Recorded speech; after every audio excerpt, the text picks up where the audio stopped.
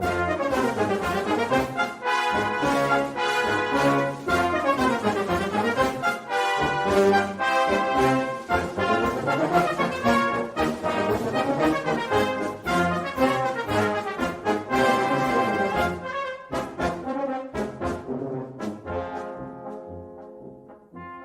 listening to Three's a Crowd, the North East Footy podcast, with Rye for Borough, Steve for Newcastle United, and Ted for Sunderland.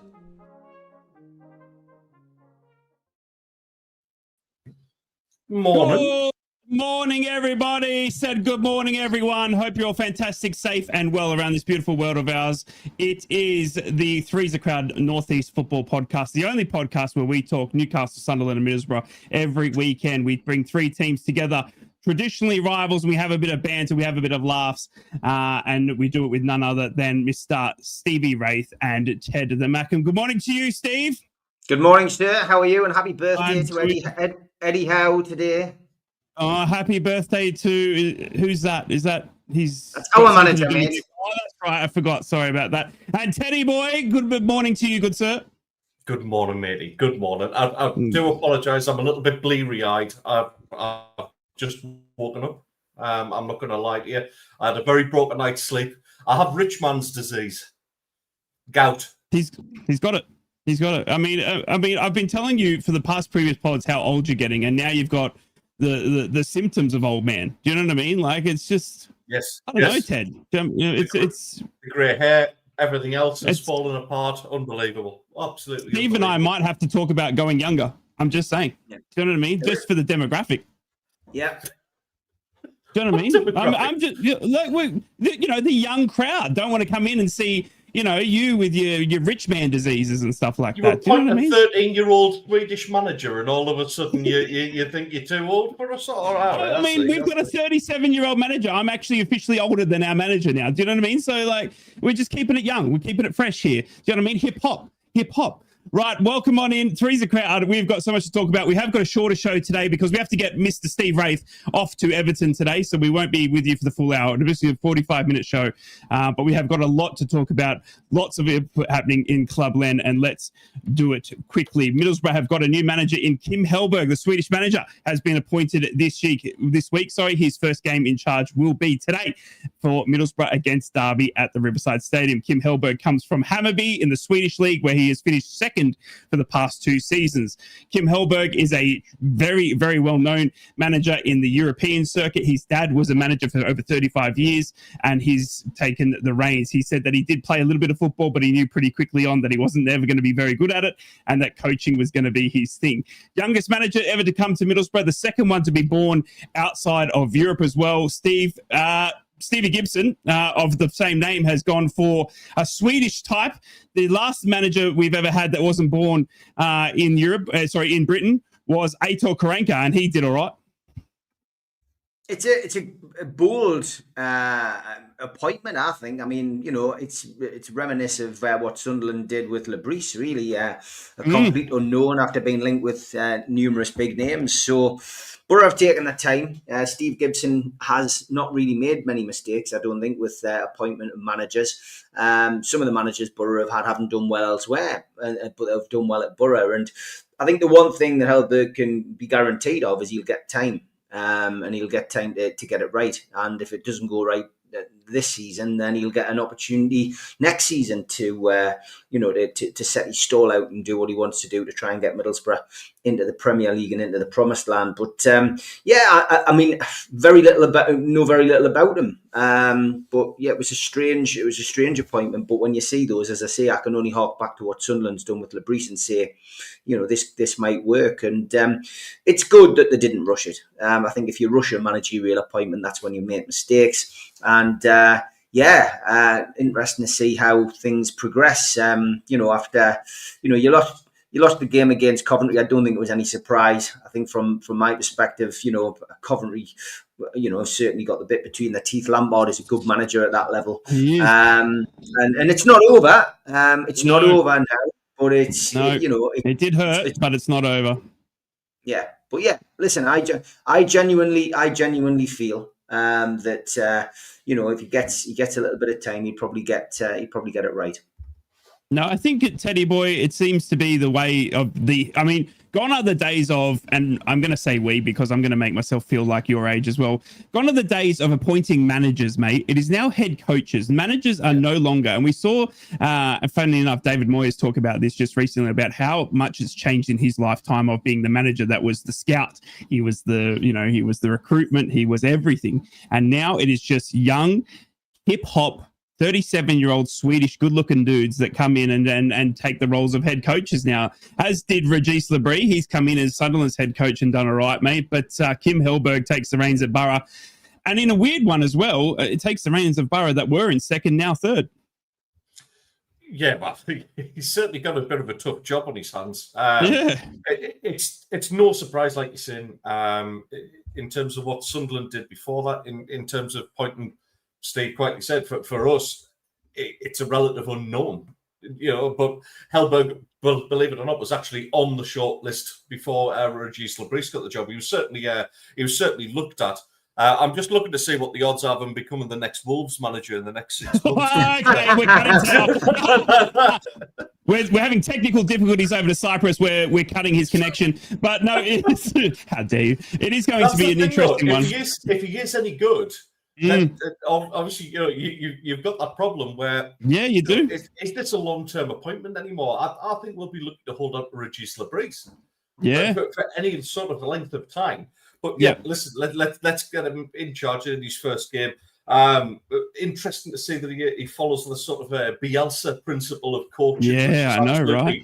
Run them into the ground. Yeah, that's great if you've got a full pre-season with them. Yeah, when you're joining just towards halfway through the season, that could be a little bit tricky. So maybe he's got one eye on next season rather than this one. But wait and see, mate. It's exciting times. It's you've got your man. Let's see what he produces. Yep, exactly. And it's all systems go now for Middlesbrough. Obviously, the midweek game that we did miss was the Coventry game. We did lose that 4-2. Middlesbrough went down 2 goals in the quick first 20 minutes, lads. And I was sitting there going, well, Coventry are too good. It's simple as that. I was going to go and, I don't know, play FIFA or just, bake some bread. I was going to teach myself how to bake some bread because I thought it was over. Then we bring it back to 2-2. I couldn't believe it.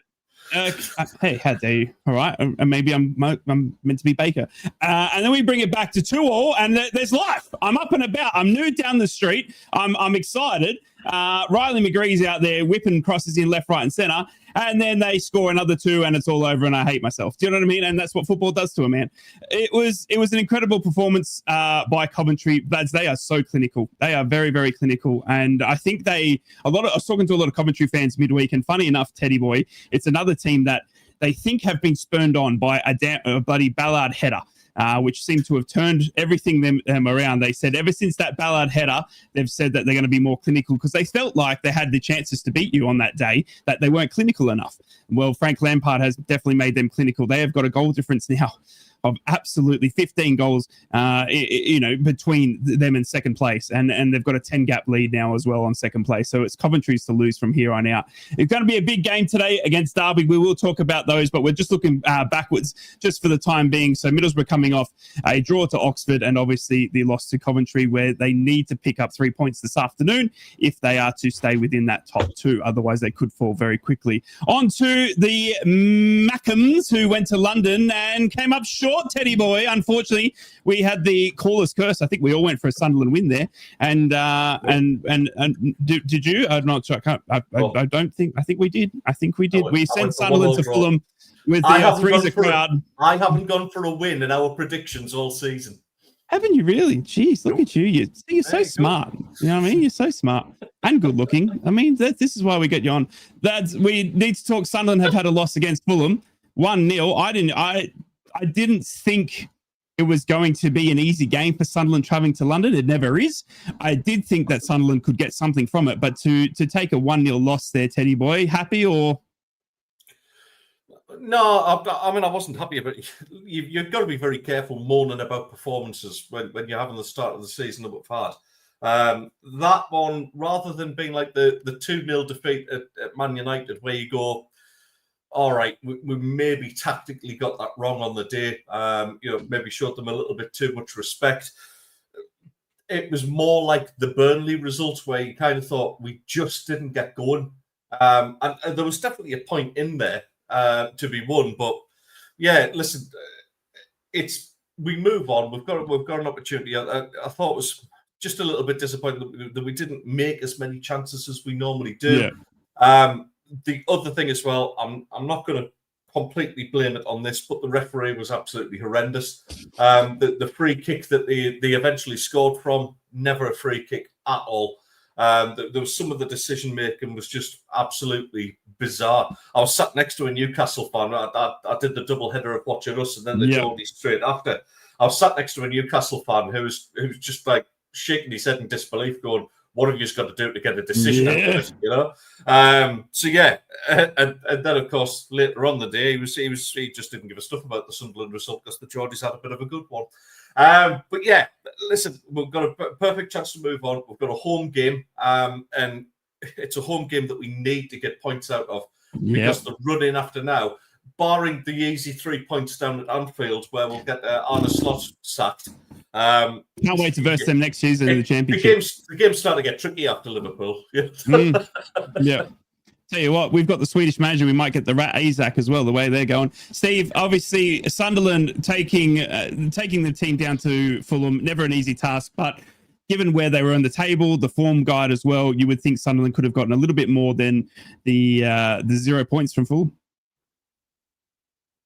Yeah, I thought, to be honest, the match itself, the highlights that I saw on Match of the Day, I don't know whether that was accurate or not. I didn't see the full game, but it was, it looked as if Fulham had the majority of the play. And it just looked like Sunderland came up short on the day, which is going to happen. You know, you can't carry on making those kind of performances week in, week out. And, you know, it's how they bounce back now, really. It's, they've got to bounce back. If they don't bounce back, that's going to be the major issue for Sunderland. Suddenly they're on the wrong kind of run. So it can happen, and that's why Ted's been very careful on what he said on here, because he knows, you know. And I was out with a couple of Sunderland fans for a couple of hours last night, and they were saying the same as well. You know, they were saying, look, you know, it's the message you're getting from all Sunderland fans is, I'll just be happy if we stay up, you know, and you can understand it.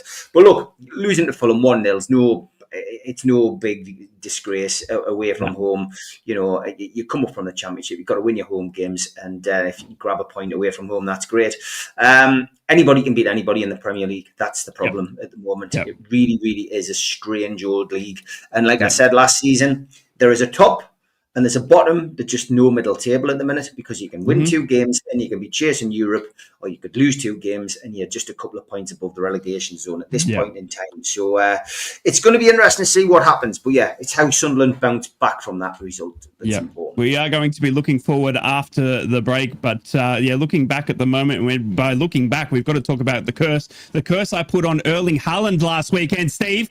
I said he's going to get the 100th goal. I said he's going to be an absolute victorious Man City. Oh, hello, Newcastle. We forgot you played well at home. It's incredible, Steve. Obviously, it's like you are a different beast at St. James's Park. It's like they put something in the water, or the away room has got like COVID in it or something like that, because they were nowhere near what the levels were expecting of Man City rocking up to St. James's Park last weekend. I think you had their number, and you're absolutely right. When it comes to Erling Haaland, he cannot score. Against that centre-back pairing. I mean, Jamal Lascelles and Shaw have never conceded a goal against Haaland. And you know, this is Haaland versus every other team in world football, and this is Haaland versus Newcastle. It's as simple as that. And apparently, at the end of the match, nobody could find Erling Haaland, but there was a photograph in the Evening Chronicle, and Haaland was actually in Malik Chow's pocket. So, yeah, I mean, ultimately, it was a good day for the Toon. You know, we had a wonderful result.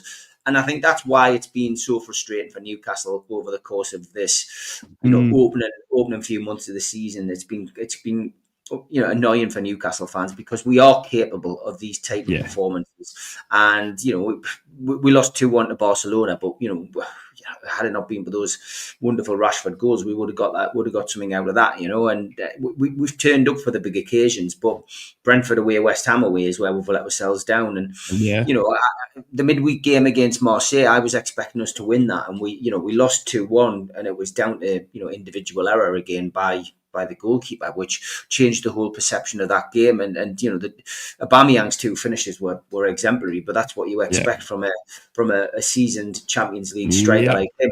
36 or not, he's still capable of finishing an opportunity if it's presented to him. And not wrong. It's been a topsy-turvy week for us, and we'll go again as we'll look ahead to today to Everton. And it's not an easy game. They won with 10 men last week, and you're thinking, this is out of the frying pan. Out of the frying pan into the fire. But the Man City game, I'll focus on the positives.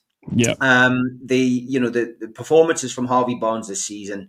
He has turned a leaf, has he not? I mean, you've been talking about how much you need goals from elsewhere, considering the loss of Isak and all that sort of stuff. Harvey Barnes, for the past couple of weeks, mate, I put him in my FPL. I'm that confident.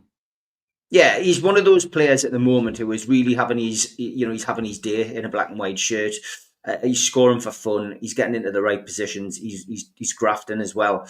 And at the time when Anthony Gordon just is looking the shadow of his former self. What is going on with him? I don't know. At the start of the season, I was saying he was trying too hard.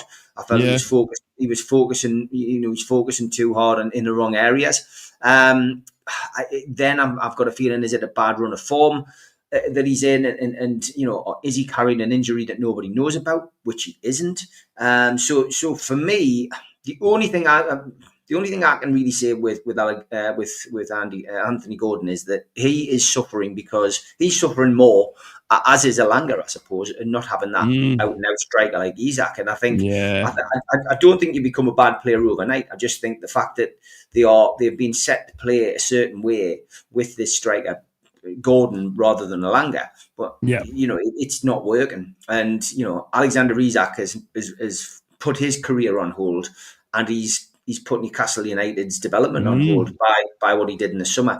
And I was saying this last night to a couple of Newcastle fans and the Sunderland fans I was out with. I said, had Ekitike been allowed to sign for Newcastle or come to Newcastle in the early part of the window, and Newcastle had then agreed to sell Alexander Isak, I don't think either Liverpool or Newcastle would be in this position. And it's such a frustrating thing for us.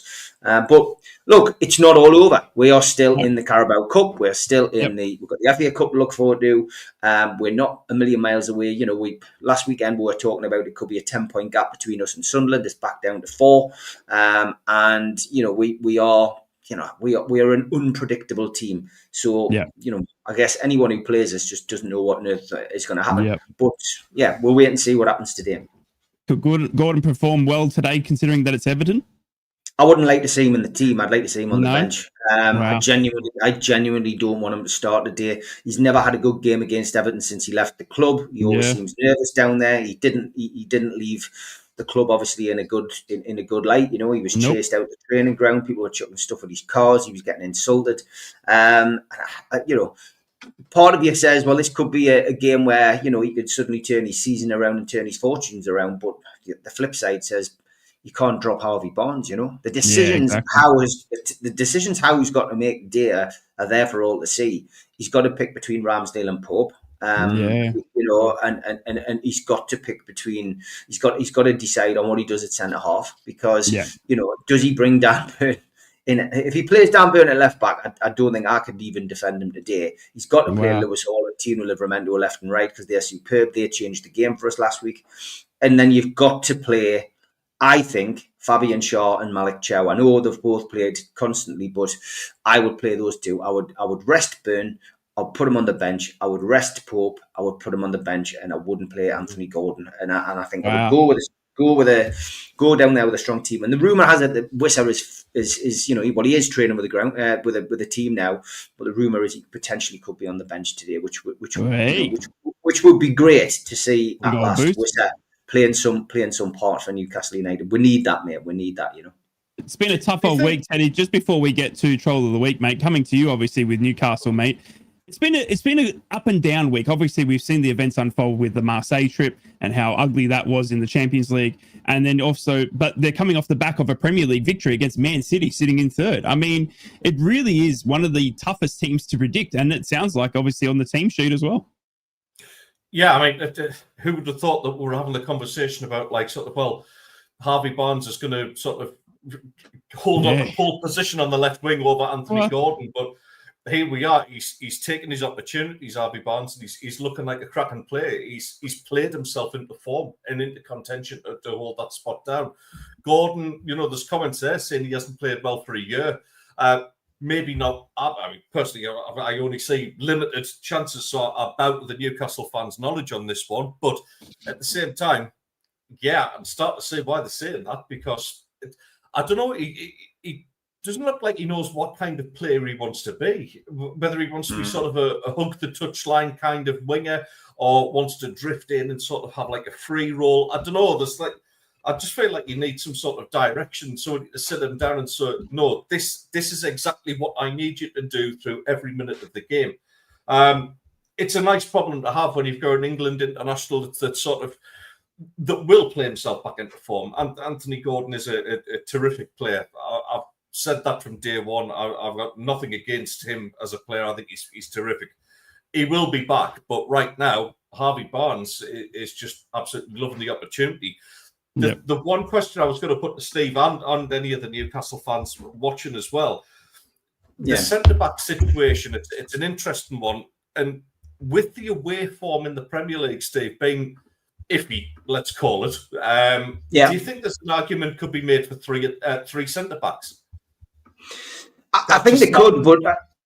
I do think that's a possibility. And I mean, Eddie Howe has done that in the past. And I think that's the way that he squeezes Dan Burn in. Listen, I'm not against Dan Burn, by the way, but I don't want to see Dan Burn at left back when Lewis holds fist. That's just not right. And for me personally, he's gone three centre halves, and it wouldn't surprise me if he went three centre halves with two full backs today.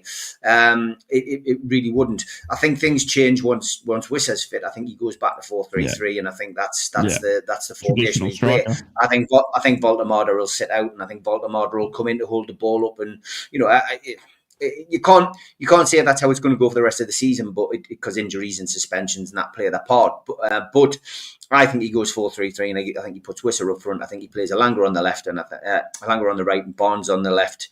That would be strongest 11 at this moment in time, But I've got no doubt that in his mind he would probably play Chow, Shaw, and Burn. And I know people are saying, well, what about Botman? But I am not Botman's biggest fan. I think he's a good defender and he's a good option to have if one of those is injured. But I think it's either Botman or Burn. And I think you rotate those two if you're going to play three centre halves. But I know some people don't like Shaw and his long passes out from the back, but I just think that takes the pressure off, and he's got a more accurate pass than some of our midfielders at times. So it'll be interesting to see what he does today. But it's not an easy trip to Everton, and I think he could go three centre halves today with those two wing backs. I really think he could do. Well, it is going to be interesting to see, and obviously we have got an up and down table, and it's not going to get any easier. It's weird, isn't it? It's weird, crazy. Honestly, teams are from 17th are now climbing, and teams that are in 6th and 7th are going down. It's crazy. It's going to be an interesting Premier League season, as is in the Championship. And speaking of Troll of the Week, Dan Burn, if you are listening, that is at Steve Wraith. I can give you his phone number and address. He does sound like he doesn't like you, mate. I'm sorry, mate. Oh, you're an England international. If you want to feel love, mate, come down to the Borough. It's time for everybody. It's time for Troll of the Week.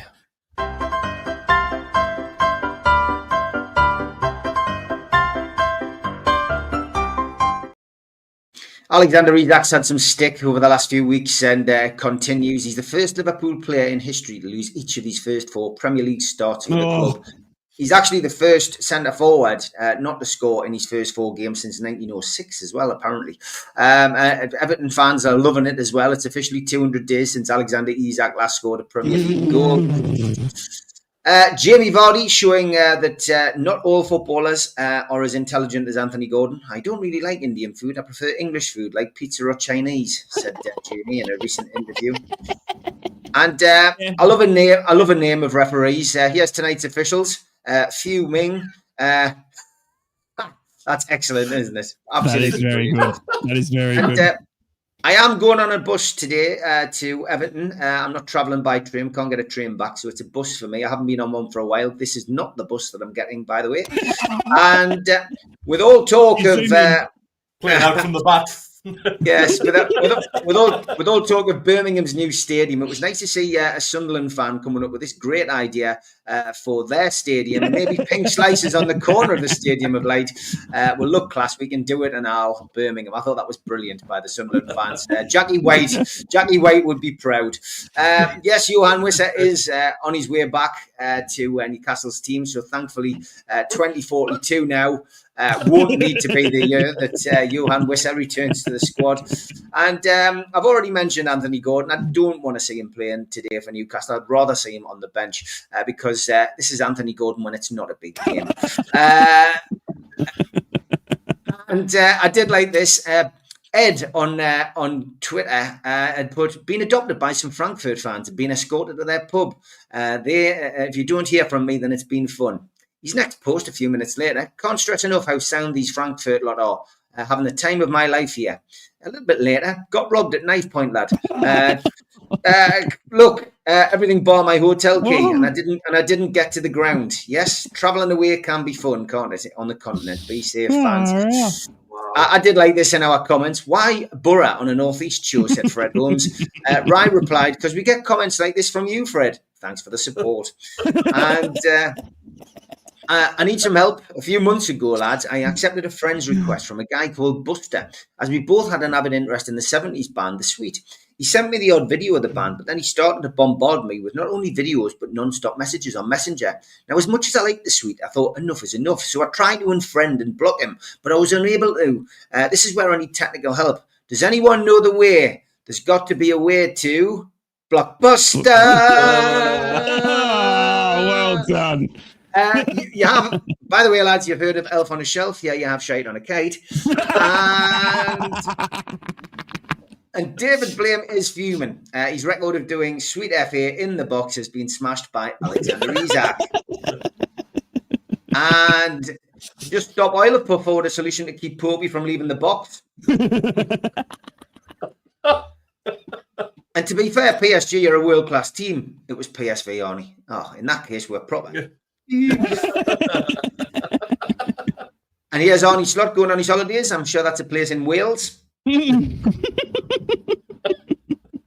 And Liverpool are hiring. They're looking for anyone who can keep out at least 3 goals a game. God. Someone who knows how to spend £500 million.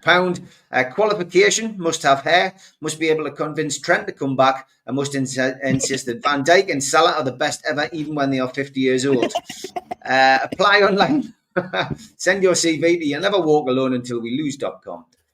And Marseille fans were laughing at this Newcastle fan who unfortunately decided to jump onto the rope netting, and if you can just see, he was suspended like that on the rope netting probably for about 10 minutes at the Marseille game. And just bought a Liverpool advent calendar. All the windows are boarded up and someone's nicked the chocolates. And Charlie says Liverpool are, and they've got excuses for everything. Charlie's right. Just want to congratulate the Everton fans today. They're going to unveil a Gary Speed Memorial Bench at Hill Dickinson Stadium before the game today. He passed away 14 years ago, and Everton and community staff will be based in the area around the bench before every game, every home fixture for supporters who wish to talk or seek support or learn more about the services available. It's the launch of the club's first ever Talking Bench. So well done to them. Absolutely brilliant. That is Troll of the Week.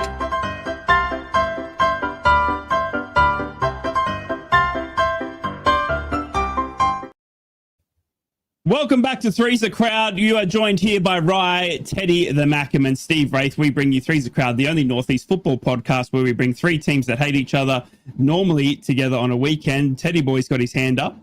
Yes, yeah. Frankly, I'm disgusted.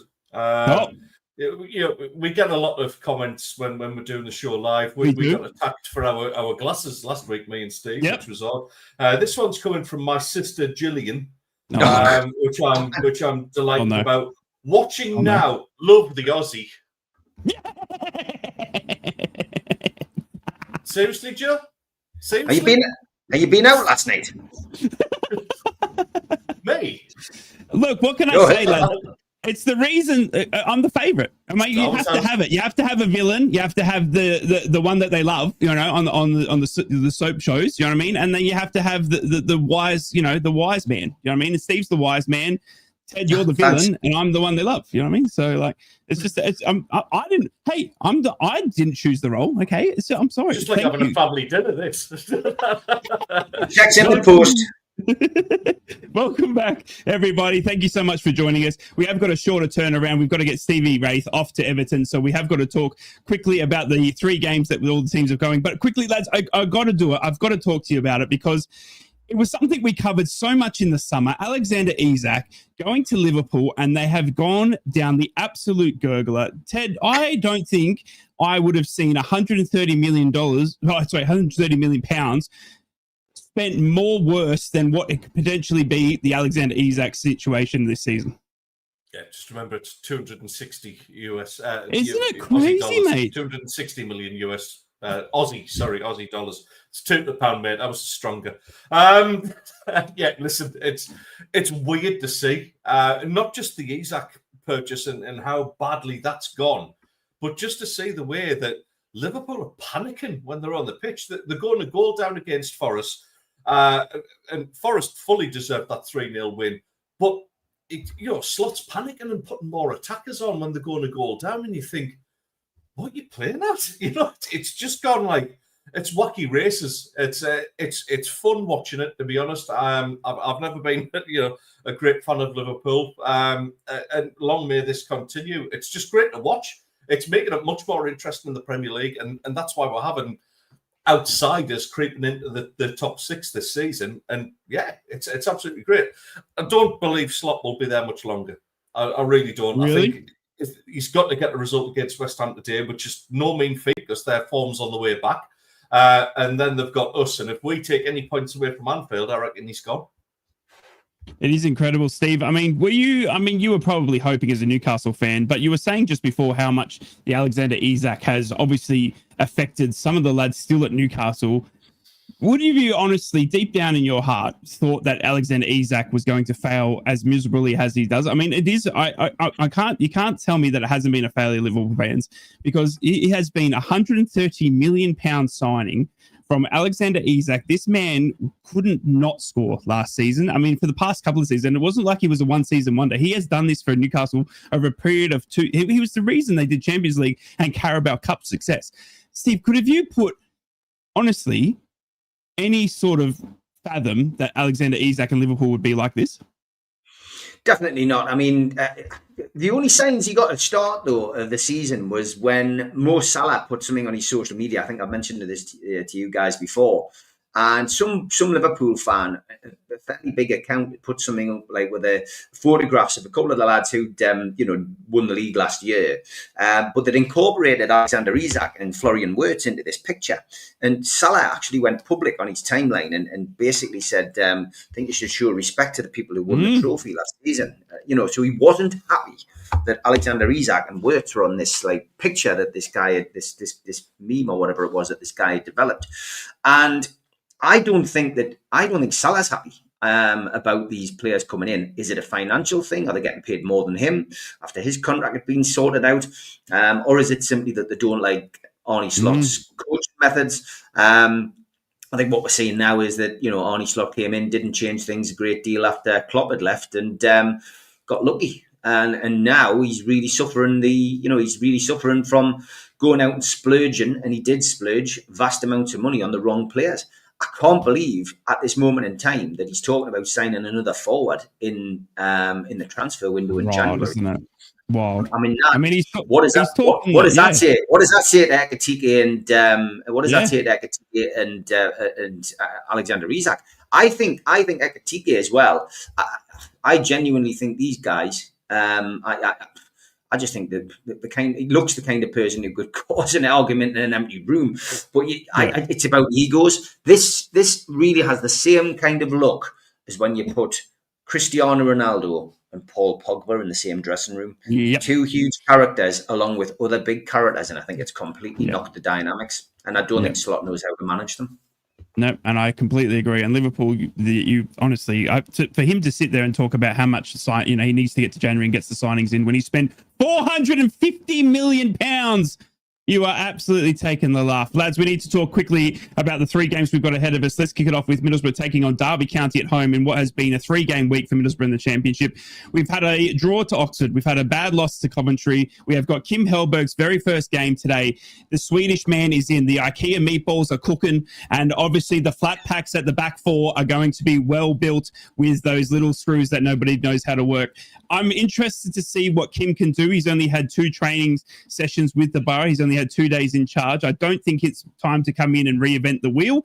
I think he's going to need to come in and slowly adjust to the way he wants to play. But I'm very interested to see how a Kim Hellberg team sets up against Derby County. But we need a win today. And Derby County, I tell you what, Kim Hellberg, you've come from Sweden. There's no tougher opponent than John Eustace, the coach and manager of the current Derby County, mate. You have got a tough hand because John Eustace is very, very well set up, Teddy boy, as you were well aware, versing him last season, mate, when he was at Blackburn.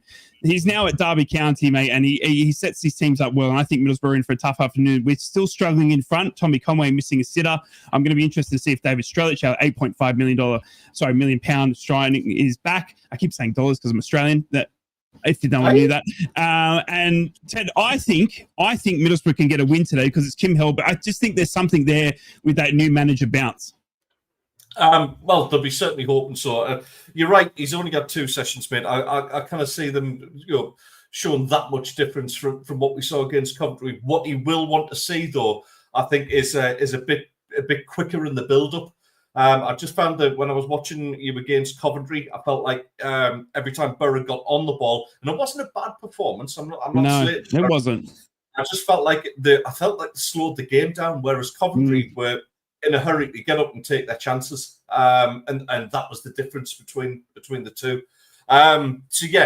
Listen, you're right about John Eustace. He's an excellent manager. He's somebody who I thought probably would have been on the list, although I know Steve Gibson doesn't like going for managers who are already in a job, so to speak. Yep. Which is quite respectful, even though it probably does limit his options a little bit. Yep. But yeah, listen, it won't be an easy game. However, I do see Borough coming out on top on this one, mate. So I'm going to give you my prediction now. I'm going to go 2-1 for the. I'm going a 2-0 victory in a tough afternoon, Steve. Obviously, Kim Hellberg's first in charge, mate. John Eustace is a very well-known manager in the championship levels. Derby County, no pushover. There has been some bad blood there as well between Steve Gibson and the ex-owner of Derby County. So it's going to be an interesting watch today, mate. Yeah, it is. I think there'll be a new manager bounce, though. He hasn't had a great deal of time to work with the players, but I think the players will be wanting to impress. You haven't got a bad bunch over there either. I think they'll naturally have been disappointed with the manager. There'll have been that uncertainty that, once the Wolves manager got sacked, that he might be off. These things aren't the kind of things that players ignore. They're going to know. Yeah. So I think they'll want to bounce back off the back of that Coventry. And the Coventry game wasn't a humiliation, not by a million miles. 4-2 is no disgrace. And, Coventry are a really good team. But I think that Borough will have the bit between their teeth. So, yeah, I'm predicting a Borough win today as well. I'm going to go a little bit closer. I'm going to say 2-1. Nicely to hear. On to Sunderland. They have got Bournemouth at home. This is a tough afternoon, Bournemouth, and definitely an interesting afternoon for you, Teddy boy. I think Bournemouth sitting in 8th are obviously very well prepared. They have still got their mid star in Semenyo as well. He hasn't left yet, but there is talks he will leave in January again to Liverpool because they need more players. Ted, after coming last week, a tough loss to Fulham. You've got 7th still locked in, but you've got Bournemouth right on your tail. You kind of need to look for a result here, if not only taking a point against a tricky opponent in Bournemouth. Yeah, it's going to be another one of those games where we're looking to pick up a point and work our way towards 40 points. All well and being good and being in the top half of the table and all that sort of thing. That, as I've said all along, the main objective is to get the 40 points and make sure we're still playing Premier League football next season. As far as the squad's concerned, it's pretty much as you were. Sirkin is still yet to make an appearance in the first team yet, although he has got minutes under his belt. Mundell's on his way back as well. Habib Diarra is also doing well to get back. I think we might see him just before the Derby game, but I think it's just going to come a bit too soon for today. So it's the same squad, and that should be Xhaka yellow today. To get some sort of results. Sorry, Xhaka yellow today. Xhaka yellow. It has to be today, right? Yeah, let's get him. Missed the Liverpool game, and then let's concentrate on that. It might be a tactical yellow today. Let's put it that way. Interesting though that in terms of midfield options, I'm going to hurry up a little bit. Guendouzi from Lazio has been mentioned to be coming in January. He's worked under Lebris before, which is a good one. Bizarrely, Dan Neil rumoured to be going the other way and heading to Roma, which is just proof that if Dan Neil could be mentioned in the same breath as Roma, ask the bird out who's too good for you. Do it, because you might just get there. You might punch above your weight, but you might just get there. Having said all that crap, ones each. Ones each. There you go, Steve. Quickly, because we've got to get you on a bus to Everton, mate. Give us a quick Sunderland outlook. They've got a tough opponent, mate. Bournemouth are no pushover. You've played them already this season, and Sunderland has got their turn at the Stadium of Light this afternoon. I said this game would be a draw when I saw it last week, and I'm not going to change your mind. I think Semenyo playing is a big threat. If Sunderland aren't on that game, they'll get beat today. This is another one of those potential banana skins. What Bournemouth do is they come and set up to defend, catch you on the break. They'll do that today, and if they do manage to get past their Sunderland's rear guard, Semenyo doesn't miss chances. So I'm going to go for a 1-1 draw. I think Sunderland's momentum will keep them going, and I think a 1-1 draw will do Sunderland today. I think Bournemouth will take the cheesecakes today. I'm sorry, Teddy boy. I'm going for a 1-0 win to Bournemouth with Semenyo to score and Xhaka to get a yellow in the first 15 seconds. On to Newcastle. We need to look at the game that you are heading to. It is Eddie Howe versus David Moyes. It is Newcastle going away to Everton. Steve, I'm going to put it straight out there.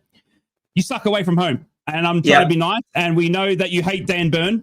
We apologise to Dan Burn earlier in the podcast, but I think he's going to come straight back in because Eddie Howe absolutely loves a tall man, and he does love Dan Burn, even though you don't. I think Everton are going to win this today just because of your performances away from home. And I just think he's going to play Dan Burn, and I think it's going to catch you out.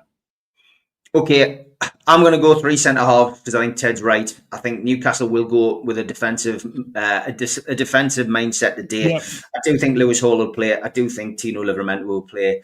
I think he will go with Byrne, Shaw and Chow as the 3 centre halves. I think he will stick with Nick Pope in goal, which won't please a lot of fans. I don't think he'd put Ramsdale in. Be very surprised if he does. And be interesting to see what happens there. I think he sticks with Barnes. I think he sticks with Murphy. And I think he sticks with the usual. I think he sticks Voldemort up top. And I think he sticks with his usual 3 in midfield.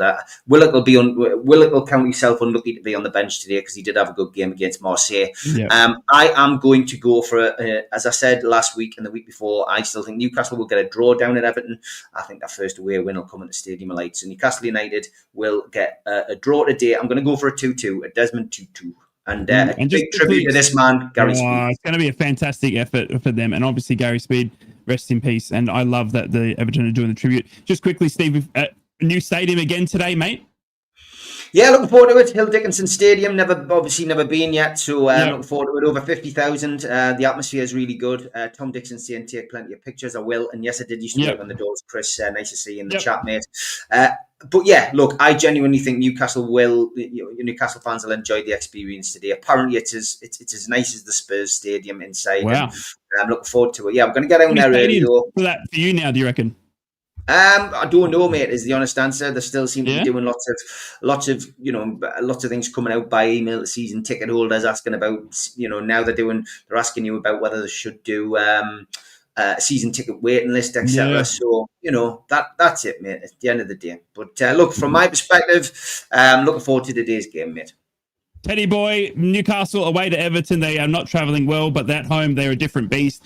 Honestly, I can't predict it. I'm very, very struggling to pick a Newcastle team, let alone a Newcastle form. They seem to be strong at home. Away from home, they seem to be absolutely a different, as I said, beast. And I think Dan Burn comes straight back in because I think Eddie Howe is a very, very big fan of Dan Burn, and I think that's going to be their undoing today at Everton.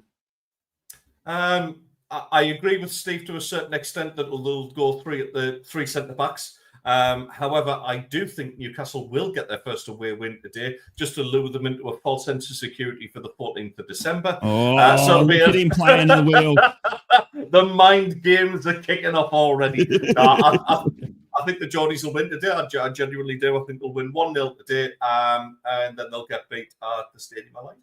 Wow, Xhaka as well with the yellow card. Well done as well to him playing that. Everyone's got the eye on the derby. It's rest around the corner, and you've got to be part of this podcast because I tell you what, you do not want to miss the first Newcastle and Sunderland derby here on Three's the Crowd. It's going to get tasty, it's going to get feisty, and it's going to be this little Australian in the middle. And you're going to have to help me. You're going to have to help me, crowd. Ladies and gentlemen, we have to go. We have to get Stevie off to the Everton game. So thank you so much for joining us for the quick 45-minute Three's the Crowd. We love each and every one of you. Over 300 of you watching today, and we do appreciate it. Thank you so much for being a part of Three's the Crowd. We'll be back next week where we look back at these results and look forward again. And we've got the derby on the horizon, lads. It's getting tasty. This is the place to be to get all of your news and all of the rivalries between these two men and myself. Take care of one another. Be kind to one another. From now, it's bye for us. Three's the Crowd podcast will return. That's not a threat. It's a promise.